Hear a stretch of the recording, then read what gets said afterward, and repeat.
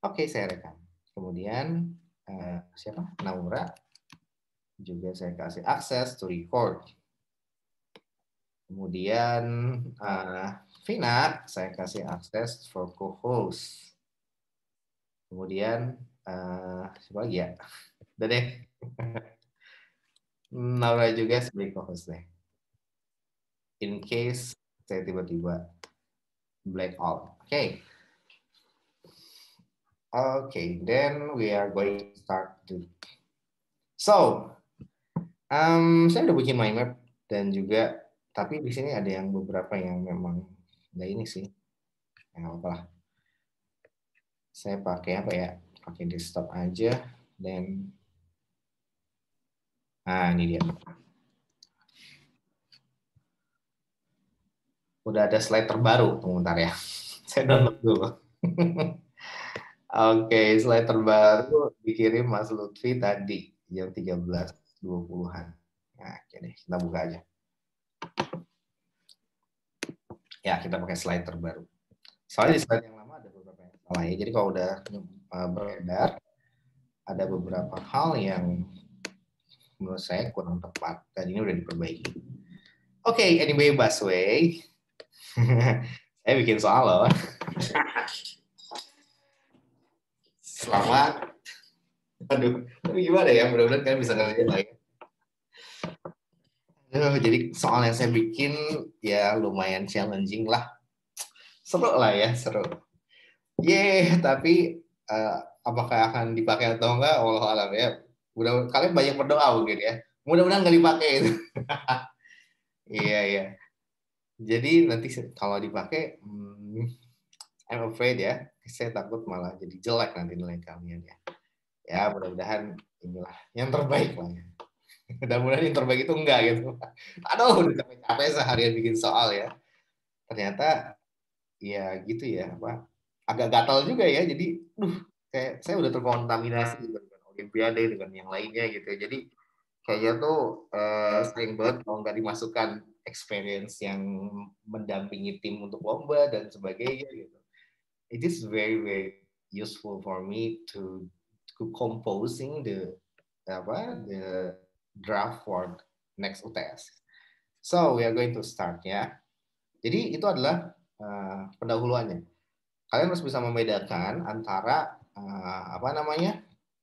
antara bab sekarang dengan bab yang sebelumnya, gitu ya, dengan bab yang sebelumnya. So basically that is the difference ya between this chapter and the other chapters ya, and the previous chapters ya. Regarding to the izin off-cam Pak, jaringan kurang stabil, siap.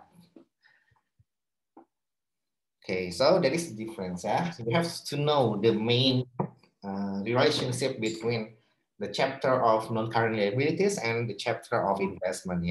So the chapter of non-NCL, it is solely talking about the financial liabilities. Financial liabilities.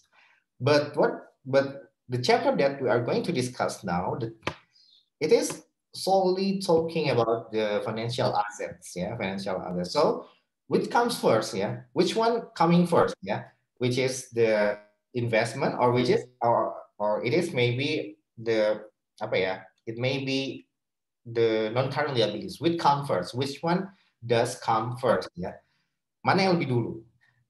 The answer is it is very simple, it is like a question like which one does come first, either the egg or the chicken?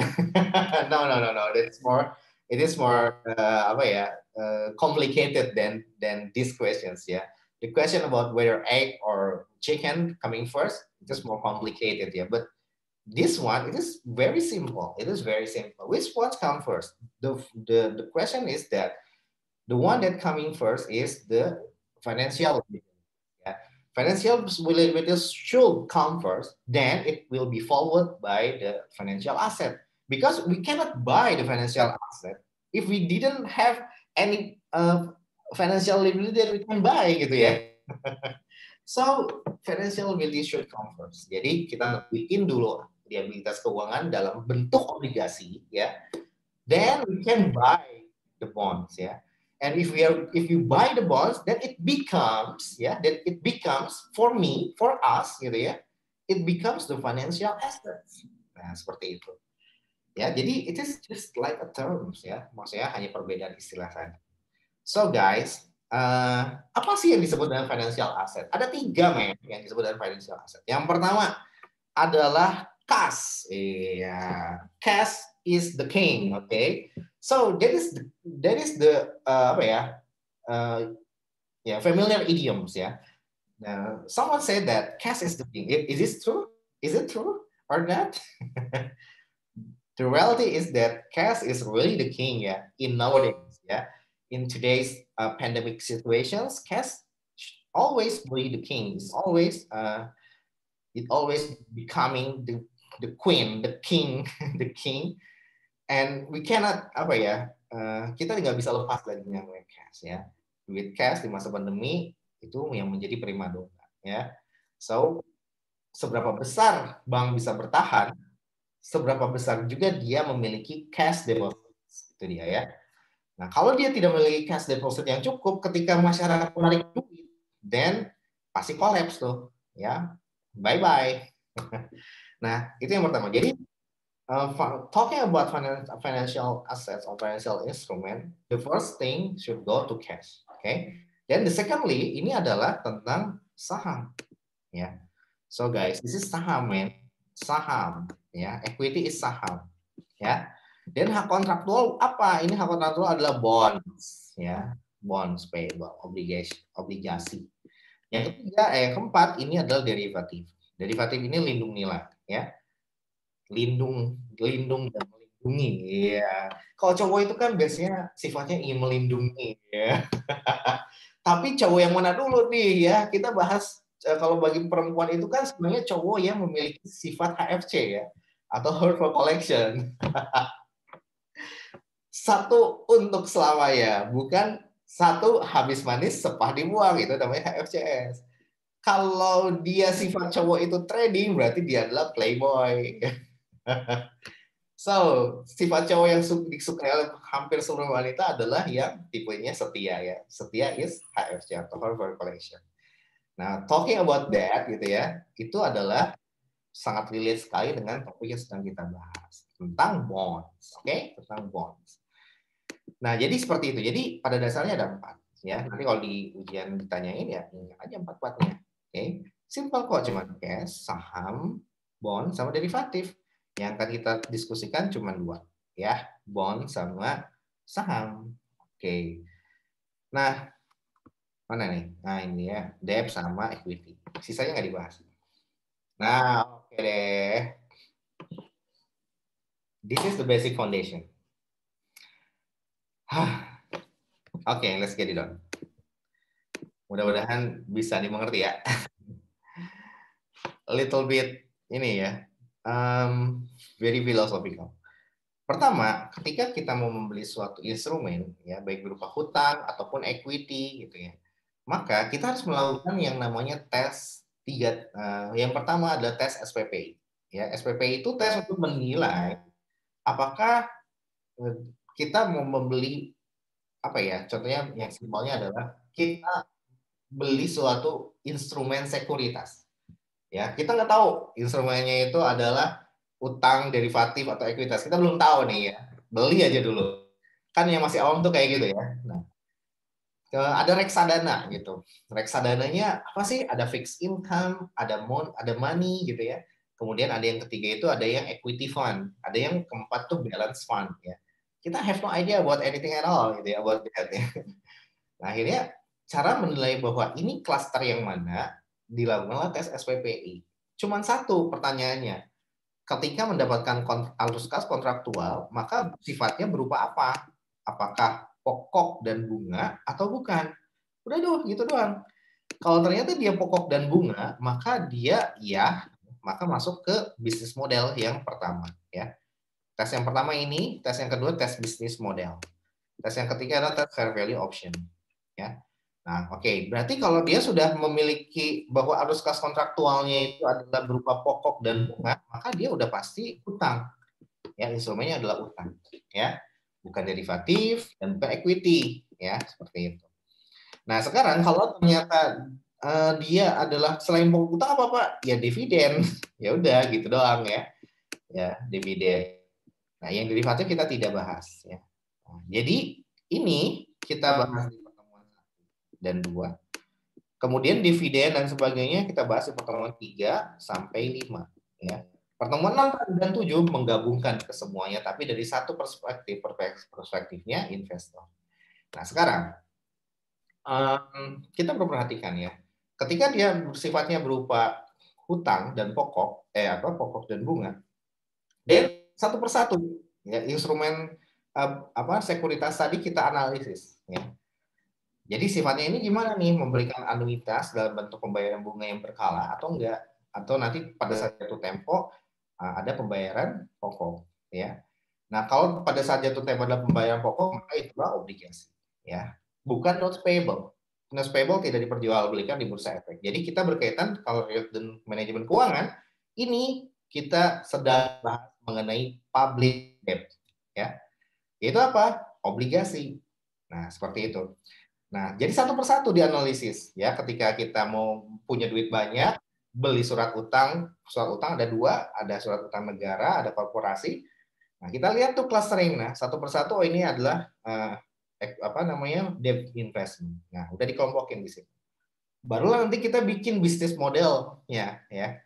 Bisnis model itu apa? Nah, jadi dari sini guys, dari sini kita akan menentukan yang namanya apakah setelah kita memiliki banyak, karena gini, ketika kita mau berinvestasi, nah kita berbicara tentang investasi ya, yang paling safe itu adalah apa? Yang resikonya 0% ya, relate dengan manajemen keuangan ya.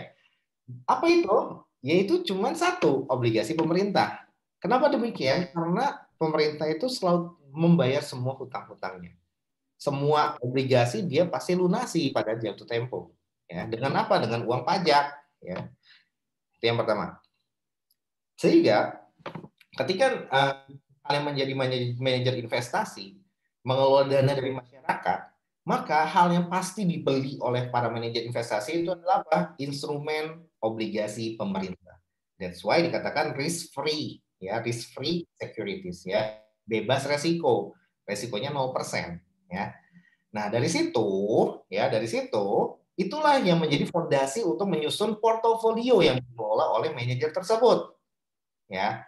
Artinya gini, sukuk itu kan surat utang itu kan ada 2 kalau bagi negara ya, ada sukuk yang ada obligasi konvensional, ORI ya, obligasi retail Indonesia. Ada SUN atau sukuk. Nah ya, sukuknya ada yang terbaru CWLS ya, cash, wakaf, linked, sukuk. Iya, promosi dong, iya dong. Oke, nah sekarang kalau kalian ingin menjadi suatu manajer investasi yang benar, pasti ini selalu ada dalam setiap portofolio. Kenapa? Karena ini resikonya 0%. Ya. Sehingga ini ketika digabungkan dengan portofolio yang beresiko, maka nilai resiko akan turun. Gitu ya. Artinya apa? Ketika terjadi kerugiannya akan gede-gede banget. Nah, seperti itu. Ya. Sehingga apa? Sehingga misalkan ori itu dibeli ori 1. Ya. Kemudian ori 2, ori 3. Nah, ini nanti akan menyusun portofolio dari A. Gitu ya. Ori 2 akan menyusun portofolio dari B. Ori 3 akan menyusun portofolio dari C. Nah, gitu ya. Nah, ini maksudnya. Nah, sekarang ini adalah basic foundationsnya dalam setiap manajer investasi ya. Nah, yang di reksadana tuh kayak gini nih logiknya ya. Nah, kita belajar dulu nih ya sedikit ya. Saya singgung. Nah, kemudian yang di atasnya apa, Pak? Ini kan dasarnya. Yang di atasnya apa? Yang di atasnya lautan.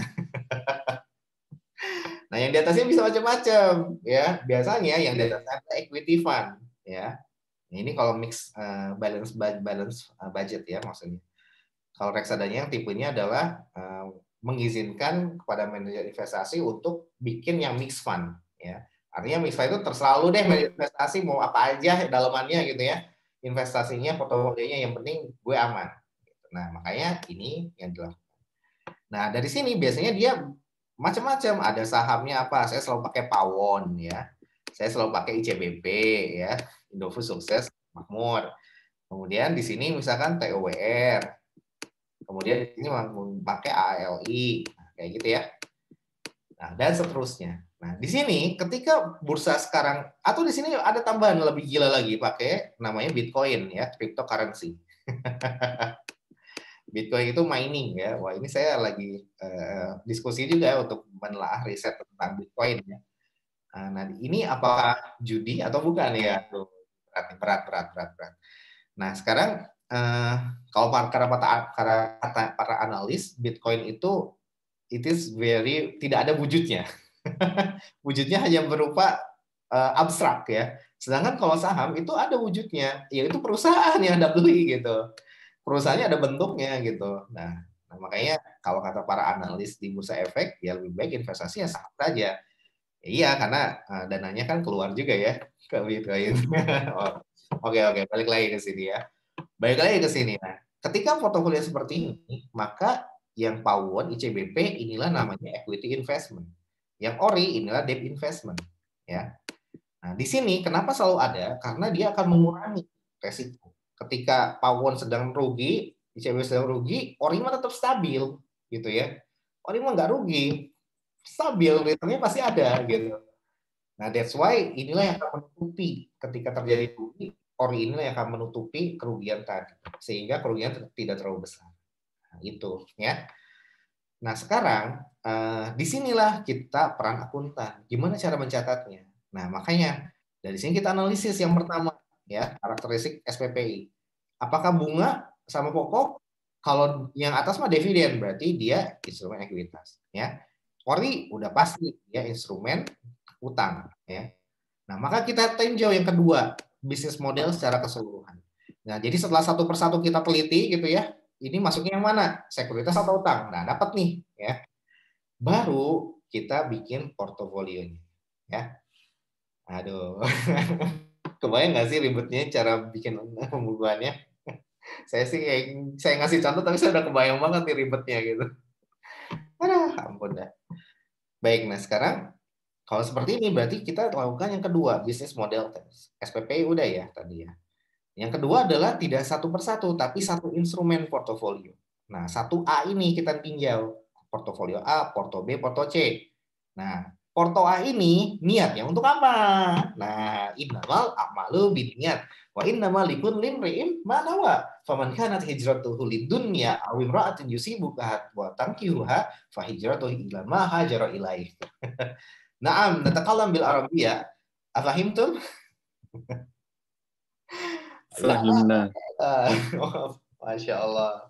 Fahim tak ya Syekh Aziz. Toyib, naam. Ah, udah lanjut lagi bahasa Indonesia. Bahasa Inggris, bahasa Arab, bahasa Indonesia, puyeng nanti gue. Baik, jadi sekarang kita tergantung pada niatnya. Setelah pada level yang kedua melakukan bisnis model test, maka kita harus melihat niat kita untuk ngapain, gitu ya. Niat kita mau menyimpan portofolio A ini sampai jatuh tempo gitu ya. Tentunya yang ori ini ya, Maka dia adalah apa? Maka dia adalah yang ini ya. Tujuannya adalah memiliki aset dalam rangka mendapatkan arus kas kontraktual sampai jatuh tempo ya. Nggak dijual-jual, Pak. Pokoknya saya pecinta ori gitu ya. Saya pengen sampai jatuh tempo. Oh, oke. Maka bisnis model yang kedua yang pertama ini cocok ya. Tapi pencatatannya gimana? Ya. Ini namanya HFC. Hold for collection. Ya. This is hold for collection. Jadi kita simpan untuk dikoleksi gitu ya. Nah, disimpan terus sampai jatuh tempo. Nah, itu namanya HFC. Ya. Gimana cara nyatetnya? Cara nyatetnya hanya ada dua. Either dia itu amortized cost, or either dia itu adalah FVTPL. Hanya ada dua ini. Pilih yang mana, Pak? Nah, kita lakukan tes yang ketiga. Iya. Seru deh. Hukum asalnya dari HFC adalah amortized cost yang sudah kita bahas di pertemuan 1 dan 2 untuk instrumen utang ya. Sekali lagi ini dari perspektif investor ya. Sekarang gimana Pak? Apakah bisa langsung kita cari ke amortized cost? Jangan dulu ya. Kamu lakukan tes yang ketiga Yaitu apa? Tes fair value options. Nah, dilihat nih ya, di portofolio di ori satu ini nyantolnya di mana? Nyantolnya di portofolio A. Ya. Sekarang niatnya untuk apa ini satu portofolio ini ya? Kita analisis satu persatu. Untuk yang pawon trading dong. Oke, trading. Kemudian untuk yang ICBP juga trading Pak, trading ya. Maka yang ori ini kan walaupun kamu niatnya untuk menyimpan sampai jatuh tempo, tapi nyatetnya masa iya dengan amortized cost, wong yang lainnya trading, kalau trading udah pasti FVTPL gitu ya. Gimana dong? Nah, kita terkena syarat jebakan Batman, yaitu apa? Fair value option. Nah, ini dia ya. Sehingga kita tidak memiliki any other choice, any other options. Besides apa? Selain apa? Selain melakukan pencatatan dengan FVTPL. Nggak bisa dengan amortized cost. Sehingga kalau kondisinya kayak gini, maka berlakulah fair value options. Ya, kenapa? Alasannya karena dia cemplungnya di portofolio yang mostly dicatat dengan FVTPL gitu. Tetapi kalau portofolio tersebut mostly dicatat dengan apa namanya amortized cost-nya, maka dia akan kembali ke hukum asal, gitu ya. Atau ya, kamu mau keluarin ori ini nggak saya masukin deh Pak ke portofolio A, saya catat aja sendiri ori. Gitu. Nah kalau kayak gini maka dia bukan lagi part of portofolio A, ya. Nah kalau kayak gini baru bisa pakai hukum asalnya yaitu amortized cost. Nah, gitu ya. Oke, nah seperti itu. Nah sekarang Pak, kalau misalkan, nah inilah tipe cowok idaman, idamannya Vina nih, cie. Fikri dia aja deh. Jadi kalau biasanya kan yang setia gitu ya, yang udah soleh, ganteng, dari keluarga baik-baik, terus juga mapan gitu ya. Nah, itu kan tipe tipikal apa ya, kayak Nabi lah gitu ya, Rasulullah ya. Nah, seperti itu akhlaknya bagus. Oh, ya Allah tuh ya. Itulah tipikal cowok HFC tuh ya. House for Collections ya. Waduh, maksudnya apa, Pak? Maksudnya itulah yang didambakan oleh para kaum Hawa ya. Jadi memiliki suami ya seperti itu ya. Nah, jadi kalau HFC itu bakal setia sampai apa? Sampai ajal menjemput. Iya. Ihir ya. Nah, orang nggak usah senyum itu deh. Ya, saya jadi malu. Salah ya. Oke, jadi lanjut ke sini ya. Nah, sekarang gimana Pak kalau ternyata tipikalnya habis manis sepah dibuang ya? Oke, kalau udah harganya menguntungkan saya akan jual. Maka tipe yang kedua ya. Nah, jadi kembali lagi nih. Kembali ke bisnis model lagi ya. Kita lihat nih kalau ternyata portofolio B sekarang kita lihat ya. Portofolio B mau ngapain nih? Kalau portofolio B ini yang apa ori yang kedua ini ya kita ori dulu ya karena kan yang TOWR sama AL gitu kan ekuitas ya. Yang ori ini saya mengikut ke atasnya Pak. Yang atasnya itu sebetulnya dia non trading. Tapi kalau apa namanya kalau ternyata harganya bagus ya saya jual juga nggak ada salahnya. Gitu. Nah maka bukan hurtful collection tapi for collections and sale ya. Ini namanya HFCS ya. Hold ya, hold ditahan for collection untuk dikoleksi, tapi suatu saat akan dijual HFCS ya. Nah, yang kedua ini namanya HFCS ya, yang kedua ini namanya adalah HFCS. Nah, sehingga untuk mendapatkan arus kas dan menjual aset keuangan ketika harganya bagus gitu ya. Nah, maka hukum asalnya dengan FVOC with recycle. Tapi kalau terjebak dalam jebakan fair value options, artinya satu portofolio ini ternyata TOWR sama AL itu untuk trading, maka mau nggak mau harus FVTPL. Ya. Tapi kalau TOWR sama AL ini dia bukan trading, non trading gitu ya, untuk jangka panjang, nah maka dia ya udah dia tidak bisa ke amortized cost ya, tapi dia ke FVOC ya seperti itu ya. Nah nanti yang non trading equity juga pakainya FVOC, nggak ada amortized cost ya seperti itu. Jadi ini matching nih, portofolio B dicatat dengan FVOC ya. Nah, yang instrumen utangnya juga dicatat dengan FVOC ya, seperti itu. Nah, sekarang yang ketiga gitu, yang C sekarang ya. Nah, kalau yang C di sini ada BRMS ya, Bumi Resource ya. Nah, itu saham gorengan. sama MCAS. Iya. Nah, iya, Atalan udah ngicep-ngicep nih ya. Iya, jangan-jangan megang di MCAS lagi Atalan nih. Oh, bukan ya. Baik, ya. Sekarang misalkan di MCAS ya. Nah, maka dilihat nih, oh ini untuk trading juga Pak. Nah, kalau untuk trading ya mau tidak mau kita juga bukan fair value options ya. Kita lihat yang ketiga ini emang niatnya emang untuk trading kok Pak, ngikut dengan yang atasnya. Nah, ketika ikut dengan yang atasnya dia tidak terkena fair value options tapi langsung ke FVTP ya, seperti itu. Nah, gitu. Beres deh. Nah, sekarang yang kita akan bahas satu sisi ini aja, instrumen utang. Ketika di HFCS ya, HFCS itu yang nomor 2, HFC yang nomor 1, trading yang nomor 3. Ketika dia HFCS, maka dia hukum asalnya dicatat dengan FVOC, with recycling. Apa bedanya dengan no recycling, Mbak? Ingat, recycling itu didaur ulang ya. Maka yang didaur ulang itu apa? Saldo UHGL ya. Saldo unrealized holding gain or loss pada OCI. UHGL OCI ya, pakai OCI. Nah, ini yang akan di-recycle. Ini semua nanti akan masuk ke AOCI ya. Jadi pada dasarnya ya UHGL atau AOCI inilah yang akan di-recycle. Maksudnya apa, Pak? Maksudnya recycle itu berkaitan dengan penjualan ya. Kita lihat ketika dia dicatat dengan FVOC, maka dia sejatinya tidak masuk ke retained earnings.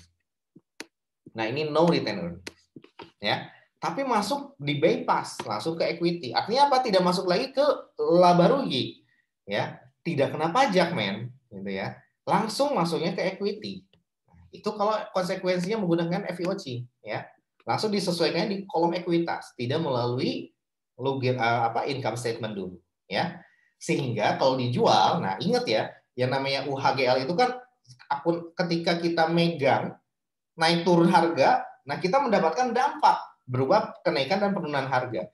Semua dampak tersebut dicatat, diakumulasikan di AOCI gitu ya.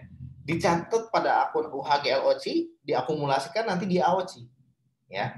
Nah, seperti itu. Jadi pada dasarnya barangnya itu belum dijual, barangnya masih interpretasinya cuma harganya aja naik turun. Nah, perubahan harga itulah dicatat di UHGL OCI ya. Nah, sehingga ketika barangnya dijual, artinya apa? Adanya gain yang belum terrealisasi pada dasarnya ketika disimpan doang. Pada saat dijual, ada gain yang terrealisasi. Nah, makanya kita harus melakukan recycling. Ya, recycling. Apa itu recycling? Mengubah dari yang sebelumnya unrealized, ketika dijual masuk ke yang realisasi. Gitu ya, masuk ke yang realisasi. Nah, realized. Jadi nanti itulah yang membedakan antara recycling sama no recycling ya. Kalau recycling itu nanti akan ada perubahan dari AOC atau UHGL kepada apa? Kepada realized holding gain ya. Ini maksudnya ke order income. Nah, seperti itu ya. Nah, kemudian atau recycle atau reclass ya, seperti itu. Nah, jadi sehingga kalau ini direct yang tadinya unrealized itu masuknya ke AOC menjadi realized, pindah ke retained earnings gitu ya. Retained earnings lah ini akun untuk menambah ekuitas tapi yang memang sudah ada bentuknya, sudah ada realisasinya berupa penjualan, berupa yang lainnya gitu ya. Nah, itu filosofinya ya. Nah, kalau no recycling tidak perlu dibuat jurnal reklasifikasi, tidak perlu dibuat jurnal ke realize. Ya. Yang apa Pak? Itu khusus untuk instrumen ekuitas. Jadi kalau kita punya saham, kita non trading nih, ya. Ketika dijual, ya, bukan kita jual. Ketika kita catat pertamanya itu dengan FVOC. Ketika dijual, ya udah tinggal jual aja, tapi AOC-nya tidak dilakukan reklasifikasi. Ya. Nah, perbeda tuh. Kenapa? Nah, ini berdasarkan paper-paper yang saya baca, berdasarkan penelitian dan practical guidelines dari EY dan IFRS sendiri ini ya, ini bilang nih. Nah, ini sebagai pengetahuan aja ya buat kalian ya. Kenapa demikian? Kenapa untuk yang kalau kita beli saham sama beli utang tuh beda gitu. Kalau beli saham mah nggak perlu di-reclass, tapi kalau beli utang perlu di-reclass gitu ya. Jawabannya kata yang bikin IFRS itu sendiri ya. Profesor siapa ya? Dari IASB saya lupa. Itu bilang bahwasanya pada dasarnya kalau instrumen utang itu beda karakternya ya. Kalian lihat ya, kalau selaku manajer investasi gitu ya, yang benar itu pasti selalu ada unsur surat utang negara sebagai unsur yang risk free rate yang akan menurunkan resiko. Nah, itu pada dasarnya untuk memaintain kinerja perusahaan. Nah, seperti itu, kinerja investasinya. Jadi tidak pure untuk pure untuk trading atau pure untuk investment, tapi ini untuk menjaga agar agar memang tidak terlalu gede gitu loh kalau rugi nggak gede banget jatuhnya. Unsur instrumen utang itu untuk itu fungsi utamanya ya, yang best practice ya. Seperti itu digunakan untuk mengamankan pada dasarnya ya, menurunkan resiko. Nah, sehingga apa? Sehingga ketika dia dijual, maka itu adalah bukti kinerja perusahaan ya, dan itu harus direalisasikan. Nah, gitu. Tapi beda kalau ekuitas. Kalau ekuitas mah itu pure investment niatnya. Kalau utang bukan pure investment, tapi untuk menjaga agar tingkat resikonya bisa turun. Nah, sehingga adanya instrumen utang di situ itu menunjukkan bahwa manajer si perusahaan itu mampu mengelola investasinya dengan baik. Karena kenapa? Ada unsur-unsur yang bisa menahan kerugian agar tidak jatuh lebih dalam. Dengan apa? Dengan obligasi pemerintah. Nah, seperti itu ya. So, itulah yang bukan kata saya ya, kata yang bikin IFRS-nya. Itu reasoningnya. Kenapa? Kalau utang pakai recycling karena bukti kinerja. Kalau tidak pakai. Ya, seperti itu. Nggak ada di bukunya Pak Lutfi sih. Oke ya, jadi seperti itu ya. Panjang lebar, nggak panjang, nggak lebar, kali tinggi nih. Nah, oke, yang sekarang yang ketiga adalah tentang pengakuan awal ya. Nah, di sini pada dasarnya kita perlu paham ya. Jadi ketika kalian membeli suatu investment in debt, ya debt. Di sini saya kayaknya cuma akan menjelaskan doang ya. Mungkin akan sedikit membosankan, tidak latihan soal, karena dari yang udah mereka udah nggak sanggup. Karena udah aduh Pak meletus nih Pak. Jadi kalian perlu memahami ini dan pelan-pelan ya. Nggak bisa sekali langsung bisa dapat bisa ngerti gitu, itu wajar ya. Yang 30% bisa ngerti aja itu udah alhamdulillah ya. Jadi seperti itu bab ini ya. Nggak susah, pada dasarnya cuma perlu memahami sedikit demi sedikit aja gitu ya. Saya coba akan menjelaskan dengan bahasa sesimpel mungkin dan selogis mungkin ya. Cuman memang tidak mudah, bukan karena materinya susah, tapi karena memang belum familiar dan logiknya itu kayak masih ngawang-ngawang ya. Nah, makanya perlu memang pelan-pelan. Nah, seperti itu. Jadi mungkin agak sedikit membosankan karena memang kepentingannya adalah untuk menjelaskan dengan pelan-pelan. Kalau saya ngejelasin cepat-cepat, waduh, dari yang ada cuma gini semua dia ada pusing. Oke, jadi agak sedikit ngantuk nggak masalah ya, nanti silakan aja off cam, wudhu dan sebagainya gitu. Nah, kita coba akan bahas ya. Jadi ini perlu pelan-pelan ya, pelan-pelan ya. Oke, jadi tentang investasi, balik lagi ke sini. Nah, jadi berbicara tentang investasi ya, terutama investasi utang ya. Nah, bagaimana cara pengakuan awalnya? Ya, pengakuan awalnya pertama kita akan mencatat ini sebagai aset keuangan. Ya, aset keuangan. Sebagai apa? Ya, investasi. Nah, investment in debt. Nah, gitu ya. Kemudian yang kedua, Pak, kan ada 3 jenis, Pak. Ada HFC, ya, kemudian ada HFCS, ya, Hold for Collection and Sales, dan ada trading. Nah, pertanyaannya adalah masing-masing dibedakan atau tidak? Masing-masing jawabannya adalah kita mesti bedakan ya. HFC ini kalau kita mau utangnya itu yang di atas 1 tahun yang kita beli, surat utang yang di atas 1 tahun, karena surat utang ada 2, ada yang di bawah 1 tahun yang namanya surat perbendaharaan negara, dan ada yang surat di atas 1 tahun obligasi retail Indonesia ya. Kalau dia yang di atas 1 tahun maka HFC ini menjadi non current asset ya, seperti itu, non current asset atau long term investment nanti ya. Nah, kalau dia cuma 1 tahun, maka dia menjadi current asset. Jadi tergantung pada apa yang kita beli. Ya. Nah kalau HFCS itu juga sama, niatnya memang untuk dijual. Tapi dijualnya dalam waktu dekat atau enggak gitu ya. Dijualnya ya dalam waktu yang agak lama sih gitu ya. Dan kalau dia waktu yang agak lama, maka dia terlihat lagi pada instrumen yang dibeli. Surat utang yang dibelinya apakah dia surat utang yang 1 tahun jatuh tempo atau lebih dari 1 tahun. Sama dengan yang HFC. Gitu ya. Nah kalau trading itu sudah pasti dia adalah current asset. Ya. Jadi ini bisa, kalau yang HFCS bisa NCA atau CA, gitu ya. Tapi kalau yang trading ini pasti current asset, ya seperti itu. Nah oke, nah ketika kita beli, gitu ya, kita akan catatkan investment in debt dan investment in debt itu dibedakan menjadi 3 ini. Mau kita masukkan ke CA atau NCA tergantung dari analisis kalian, ya seperti itu. Nah baru kan kita akan dapat catat investment in debt pada cash, ya investment in debt pada cash ya. Pertanyaannya berapa nilainya Pak? Iya. Inilah yang dimaksud dengan pengukuran awal ya. Pengakuannya yang mana? Pengakuannya bikin jurnal yang ini ya, investment pada cash ya. Nilainya berapa? Itulah pengukuran awal. Nah, gitu ya. Nah, sekarang pengukuran awalnya gimana? Ya tergantung. Kalau dia HFC sama HFCS, HFC dengan amortized cost atau kalau HFCS dengan FVOC, maka di sini ketika kita menerbitkan membeli suatu obligasi dan ada yang namanya biaya-biaya administrasi yang berkaitan dengan pembelian obligasi ya biasanya oleh bursa efek ya dan sebagainya, maka biaya transaksi tersebut itu akan dikapitalisasi ke dalam nilai dari si aset. Ya, kenapa? Karena itu berkaitan dengan PSAK 71 ya kalau ini ya PSAK 71 bahwa itu adalah cost attributable to prepare the asset for its intended use gitu ya. Agar si aset tersebut bisa dipakai ya, bisa fully operated gitu loh maksudnya, fully operating ya. Seperti itu. Nah, jadi kalau nggak ada biaya transaksi ya kita nggak akan bisa beli gitu ya. Nah, itu. Sehingga itu dikapitalisasi ke dalam nilai dari investment yang kita beli. Nah, kalau ternyata ada selisih antara nilai wajar dengan harga transaksi, maka tidak dibebankan sebagai expense ya.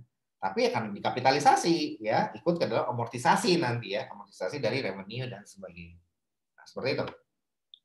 Nah, kemudian yang kedua, kalau ternyata dia instrumennya adalah trading ya, tipenya adalah niatnya untuk trading, maka dia menggunakan FVTPL, Fair Value Through Profit or Loss ya. Maka ketika ada biaya transaksi itu langsung di-expense-kan ya, masuk ke laba rugi.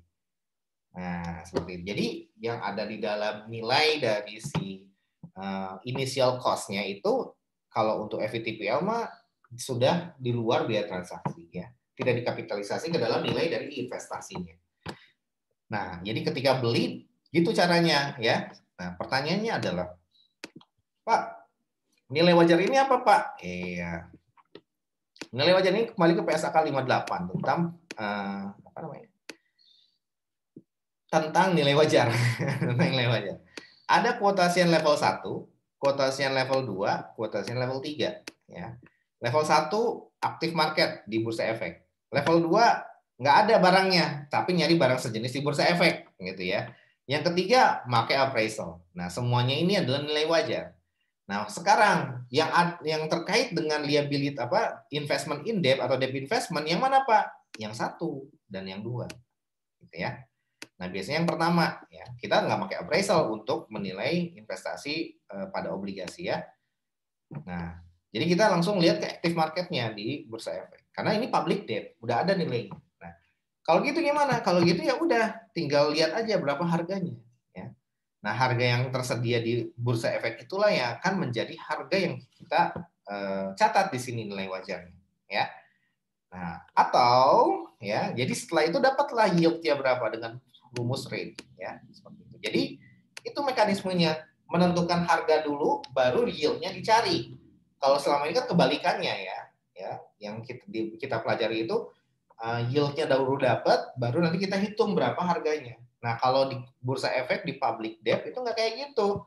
Kita harganya dulu yang dapat, baru nanti yield-nya belakangan kita tentukan berapa nilainya. Nah, seperti itu ya. Oke, nah kemudian, nah ini tentang nilai wajar. Jadi kita catat berdasarkan nilai wajarnya yang tanda tanya ini, ya.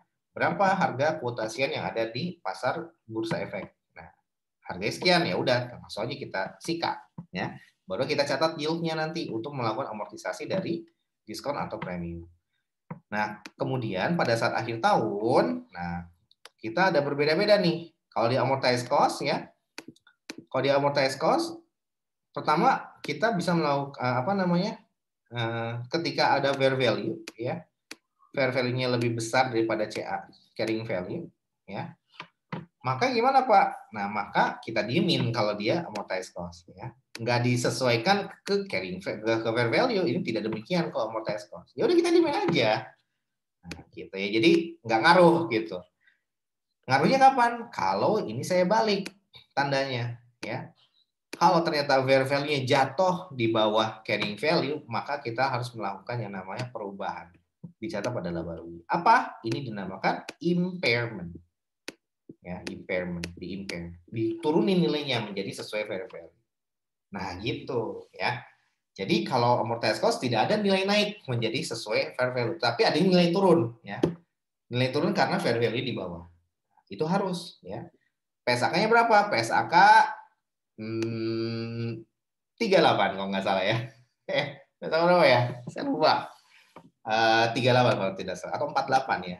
48 kalau nggak salah 48 tentang impairment ya. Tapi ini udah diubah dengan PSAK 71 ya. Di PSAK 71. Oke. Nah, jadi seperti itu. Dilakukan penurunan nilai. Itu kalau amortized cost. Kalau kita membeli untuk HFC gitu ya, untuk disimpan, kita catat amortized cost, ketika nilai pasarnya turun, maka kita harus sesuaikan. Nah, ketika naik, kita recovery, tapi maksimal adalah cost-nya. Ya, seperti itu. Oke. Nah, udah mulai cenat-cenut di sini nih. Oke, nah yang kedua sekarang. Kalau dia menggunakan FVOC, ya. Kalau dia menggunakan FVOC, maka basisnya adalah nilai wajar. Artinya apa? Ketika dia ada fair value-nya lebih besar dibandingkan dari carrying value, maka kita harus sesuaikan menjadi fair value. Kalau dia lebih kecil, sama aja, kita sesuaikan juga. Nah, karena kita menggunakan nilai wajar. Ya. Kalau FVT, cuman bedanya apa? Selisihnya adalah dicatat pada OCI, ya tidak masuk ke RE, ya tidak masuk ke laba rugi, tidak dikurangi, tidak akan menambah net income, nah, sehingga nggak terkena dampak pajak, ya tax rate-nya nggak kena. Nah, tapi kalau FVTPL, selisihnya antara fair value dibandingkan dengan carrying value itu masuk ke laba rugi, sehingga akan menambah net income, sehingga akan kena pajak, gitu ya. Nah, seperti itu. Oke, kemudian itu jadi pada saat setiap akhir tahun ya. Setiap akhir tahun dilihat lagi fair value-nya. Kalau amortized cost, kalau fair value-nya turun disesuaikan. Tapi kalau fair value naik jadi nggak diapa-apain kalau amortized cost ya. Tapi kalau FVOC sama FVTPL disesuaikan ya. Kalau FVOC akunnya adalah UHGL OCI. Kalau FVTPL akunnya adalah UHGL OC. UHGL unrealized holding gain or loss pada OCI, sama ada yang pada PL ya. Sama ada yang nanti pada income. Iya, apa-apa ini Pak? Ini sama lah, PL sama income ini sama ya. Nah, ini masuknya nanti ke order income. Kalau ini masuknya ke si AOCI ya. Oke, izin ke belakang Pak, silahkan Nurul.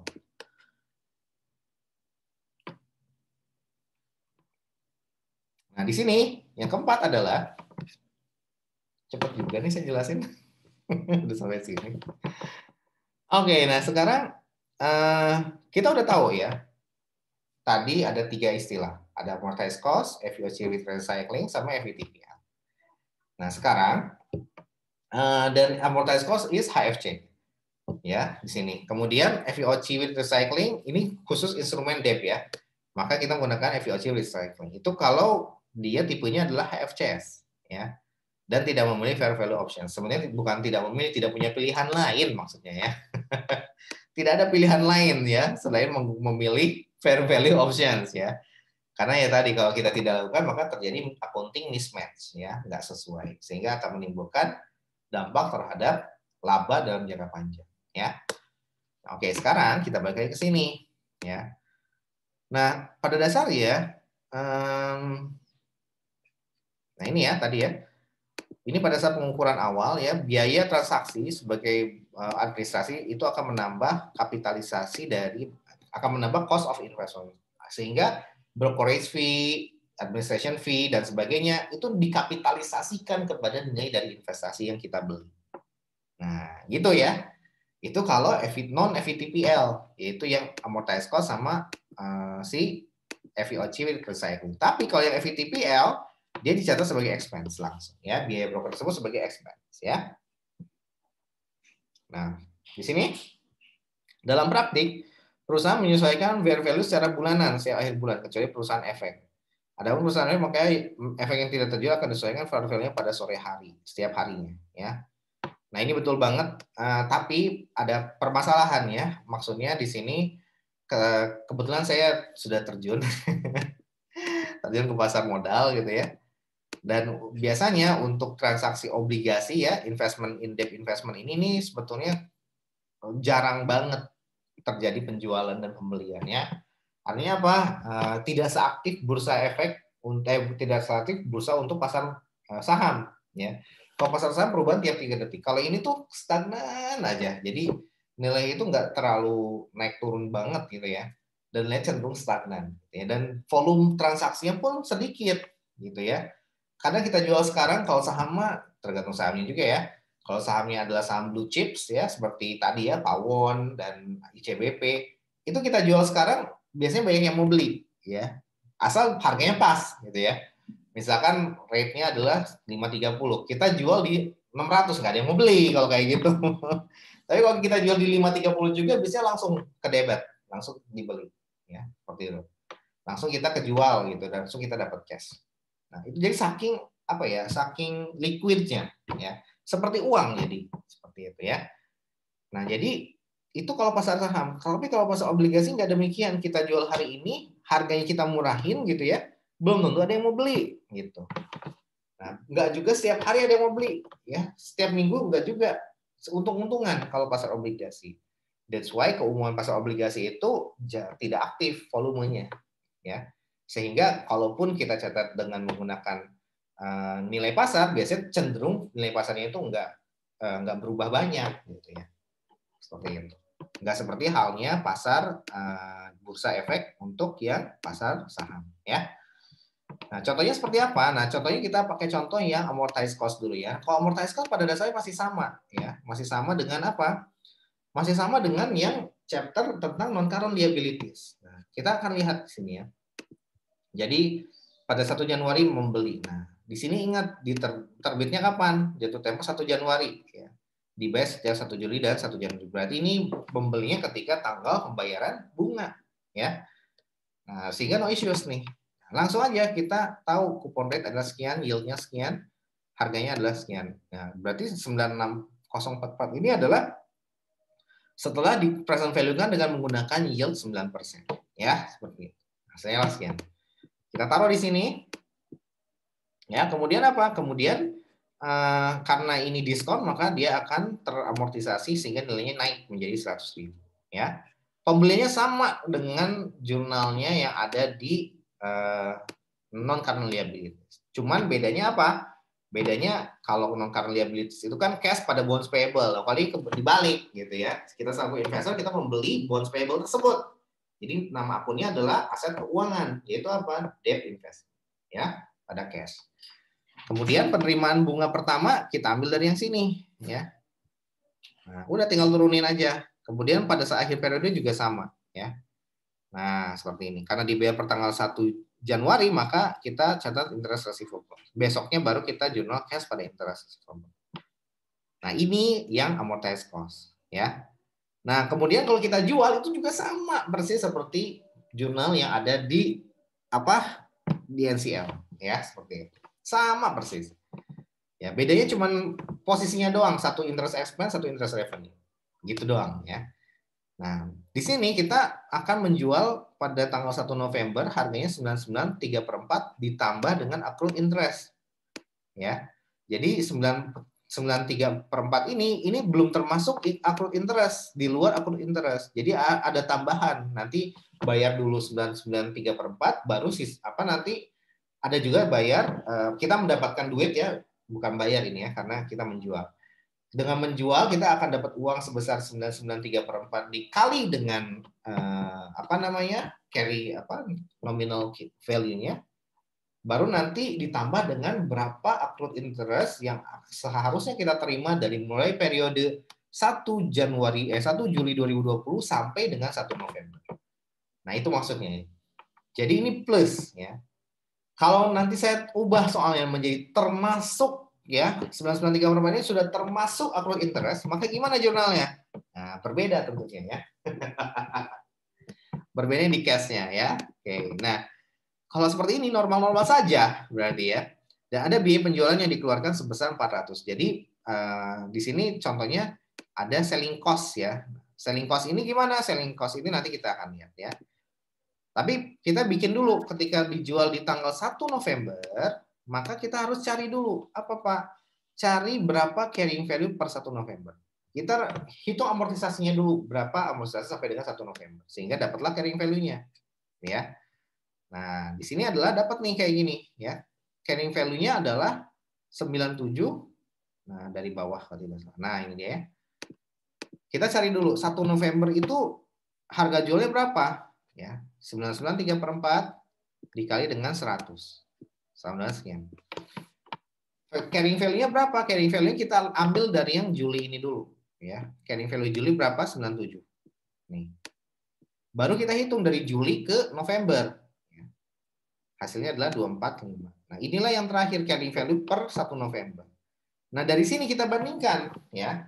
Harga jualnya 99, carrying value-nya adalah 97. Selisihnya adalah gain ya.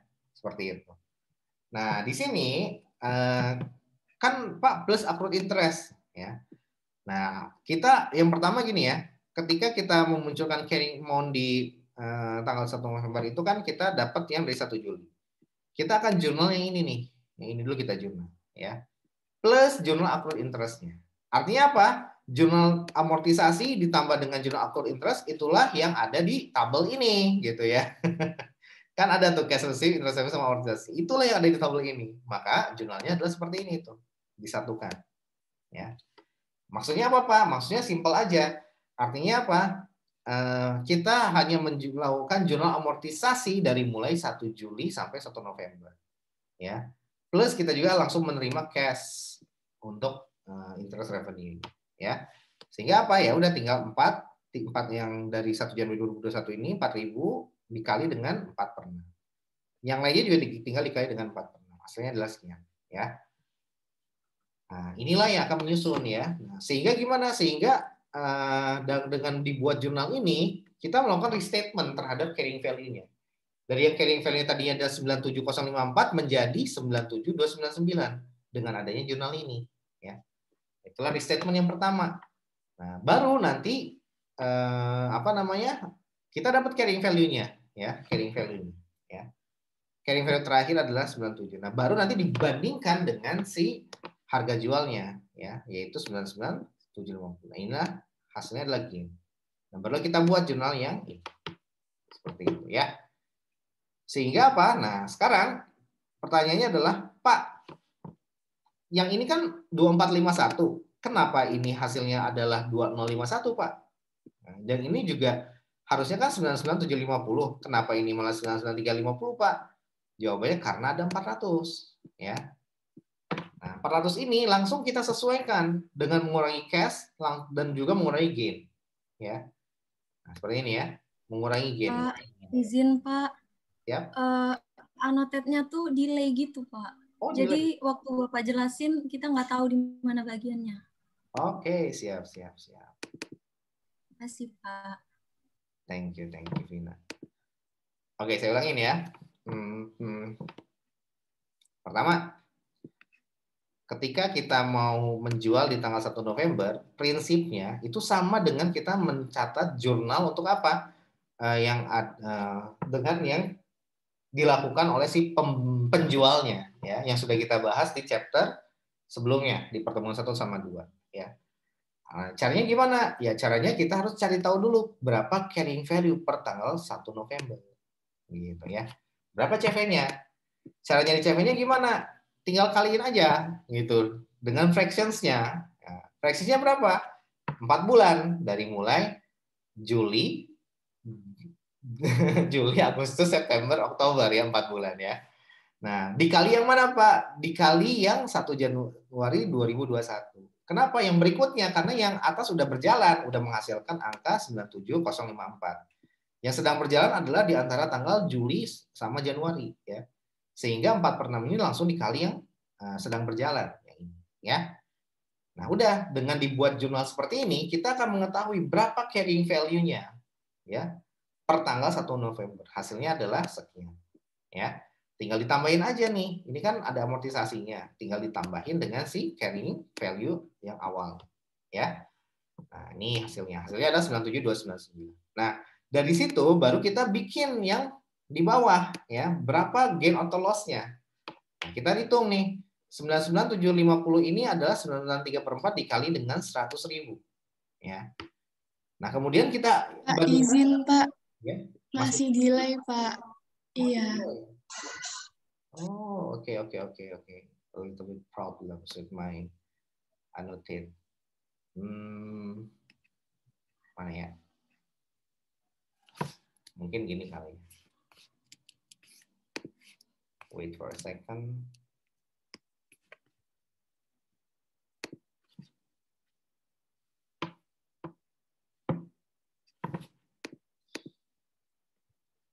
Tes, iya. Masih nggak? Belum muncul Pak PPT-nya. Oh, belum muncul PPT-nya. Yang lain? Atau yang jangan-jangan yang kamu doang? Belum, Mbak. Belum muncul, Pak. Belum, Pak. Di saya juga, Pak. Oh, oke. PPT jadi nggak ada nih. Oh, jadi saya nggak jelasin tadi. Oke. Ya udah deh kalau gitu pakai yang mana ya? Kelihatan nggak ini? Belum Pak, belum muncul juga. Belum muncul juga? Oh, kenapa ya? Bentar ya. Apa mungkin karena jaringan saya nggak juga? Oke. Jadi tadi nggak kelihatan ya blank ya PPT-nya ya? Nggak kelihatan apa-apa gitu. Kalau ini? Belum juga? Coba lagi. Coba lagi. Ini? Belum kelihatan. Belum juga. Biasanya loading dulu, Pak. 1 menitan baru muncul, Pak. Oh gitu. Iya, Pak. Oke. Oke deh. Kayaknya memang perlu break dulu kali ya. Oke. Udah mulai kelihatan? Belum? Belum Pak. Masih belum, Pak. Oh, siap.